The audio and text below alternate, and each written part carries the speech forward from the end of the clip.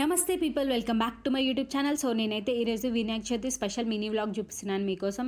First అయితే last మినిట్లో మన బ్యాక్గ్రౌండ్ డెకరేషన్ ఈజీగా ఎకో ఫ్రెండ్లీగా ఎలా చేసుకోవాలంటే, ఫస్ట్ ఒక బనానా లీఫ్ తీసుకొని పేపర్ కబోర్డ్కి ఫుల్గా స్టాప్లెస్తో దాన్ని స్టిక్ చేసుకున్న తర్వాత, సో డోర్కి మనం తోరణాలు ఎలా పెట్టుకుంటామో ఆ మామిడాకులతో సేమ్ అలాగే ఇక్కడ కూడా తోరణాల్లాగా వాటిని స్టాప్లర్తో స్టిక్ చేసుకున్న తర్వాత సేమ్ అదే రోలో ఫ్లవర్స్తో కూడా ఇలా పిన్స్తో స్టిక్ చేసుకుంటే ఈజీగా అండ్ ఎకో ఫ్రెండ్లీగా చాలా కలర్ఫుల్గా న్యాచురల్గా మనకి బ్యాక్గ్రౌండ్ డెకరేషన్ అయితే చాలా క్విక్గా అయిపోతుంది, చాలా ఫాస్ట్గా, ఎఫర్ట్లెస్గా.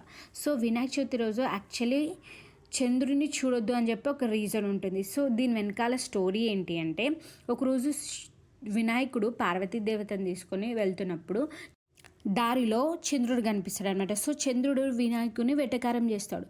సో వినాయకుని కోపం వచ్చి నిన్ను ఎవరైతే చూస్తారో వాళ్ళు నిండారోపణలు వాళ్ళకి తప్పవు అని చెప్పి ఒక శాపం పెడతాడు అనమాట. సో చంద్రుడు అప్పుడు రియలైజ్ అయ్యి సో వినాయకుడిని క్షమాపణలు కోరుతాడు.